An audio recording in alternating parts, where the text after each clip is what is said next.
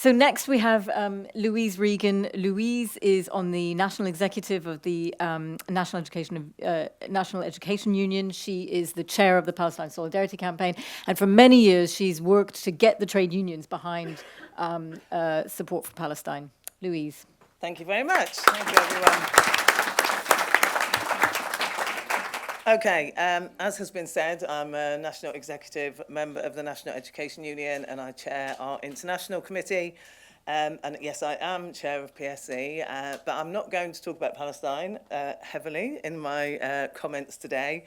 I think Yasmin covered a lot of the things that I would have talked about anyway. The title of this is Protest, Power and Politics.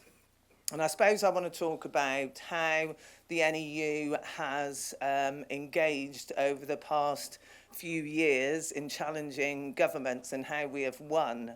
Because I think we often talk about the fact that we lose. We don't very often celebrate what we win or think about how we managed those wins. So the NEU is the largest education union in Europe now. We have 500,000 members. And we have fought back on numerous occasions. So I'm going to go back to COVID, which I know seems a long way away, but I want to sort of start there really, because I think it was a very important moment for our union. So this was at the start of 2021, and schools have been closed, partially closed. Actually, schools were never fully closed up until that point. And the then Prime Minister, Boris Johnson, announced that he was going to reopen schools in the January. And he said all the evidence was that schools were safe places. It was absolutely fine for everybody to go back. Well, we didn't think that as a union. We didn't think the evidence showed that. And we didn't think our members, all the young people, all the communities that we worked in, needed us to go back at that point. We felt it was unsafe for all of them. So on the Sunday evening, at the end of the Christmas holidays, just as schools were due to reopen, we had an emergency executive meeting and then we organised an online Zoom for our members. And thousands turned up because they were all very worried about schools reopening. And we told them that it wasn't safe. We didn't believe it was safe for schools to reopen. We said, we want you to do something to help us to stop schools reopening. We want you to go into your workplaces and issue Section 44 notices to say, you don't believe it's safe for you to go back to work. It's a Health and Safety Act, which we used. And our members did that.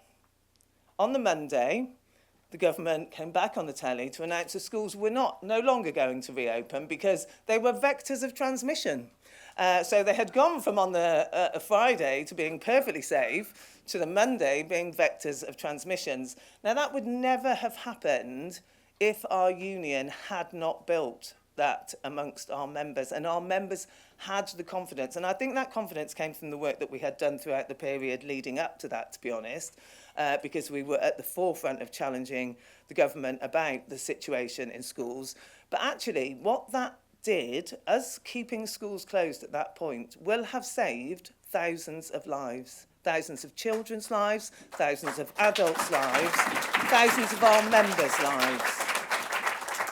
It wasn't easy to do, but we did it and we forced them back. Now, what happened after that? Our membership grew. Interesting. So, in 2023, we decided we were going to take on the government again because the government announced that they weren't going to give us a significant pay award and they weren't going to fund it. Now, for anyone who's got children or knows anybody with children in the schools, you will know what a mess our education system is in due to lack of funding. So we said, we're losing educators hand over fist because you're not paying them enough and they're overworked. And our schools can't afford a pay rise unless you fully fund it. So we balloted our members. Now, this is at a time when we have some of the most repressive anti-strike legislation brought in by governments, and they didn't think that we would win. Because not only do we have to get over the threshold of 50%, we have to get a certain percentage of our membership to turn out, because now ballots still have to be posted. And who uses a postbox nowadays? Not very many people. And a lot of our young educators, when I was going around talking to them, said, I don't post anything. So, we had to do a huge amount of work, and we absolutely demolished their thresholds, which they were very unhappy about. and we took 8 days of national strike action. Now, on that strike action, I spoke to many, many, many young members. We have a huge young membership population. Nearly about 40% of our population are young members who had never taken strike action. They didn't actually know much about what strike action was. In fact, some of them were quite intimidated by it to start with. I have to tell you, by the end of it, they were not intimidated at the least. They were at the forefront of every picket line. They were making placards. They were doing lots of chanting and shouting and organising on their picket lines. And the outcome of that was that we won a significantly increased pay award for our members, which was fully funded by the government. Now, what happened after that? Our membership grew significantly because people thought, oh, well, if we do something, we might win. Now, since then, we've had more strike action up and down the country in the last 2 years than I have ever known in my union. And that is members in their workplaces who took national strike action and now think, actually, nobody's going to give us anything. The only way we are going to win something is if we fight for it. So we'll take strike action in our schools. We've had strikes over academisation, over bullying management, over workload. And at every one of those strike actions, we have had more members join our union. Okay, and many, many victories. Now, I don't want to stand here and tell you we always win everything. We don't. It would be lovely if we did. But members join us because they see that collectively we can and we have won. So our annual conference this year, members voted again to ballot for strike action over pay. So at the moment, we still don't know what our pay award will be because, as always, the government delays telling us what it will be until the very last moment, which is very unhelpful for schools. But the prediction is that it will be a 2.8% unfunded pay rise, which, again, we know our schools are decimated. What the government has said is any pay award will have to come from efficiencies in schools. Now, efficiencies mean there will be less support staff, there will be less resources for children, there will be less teachers, because that's the only efficiencies that are to be made in our schools, is to get rid of those things. So that is something that we cannot at all put up with as a union. We know that successive governments have underfunded our education system, forced academisation on our schools, and let's be clear, academisation is privatisation in another name when you look at what is happening in the academy sector. And I'm sure that many hope that Labour would do something different, but it is clear they are not going to. When they announced cuts to disabled people's benefits, our members were out on the streets up and down the country speaking at demonstrations and challenging those cuts.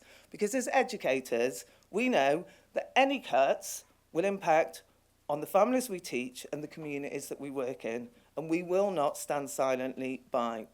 The NEU is very proud to be sponsoring this march, the People's Assembly March. I'm sure you've all heard about it. No more to austerity too.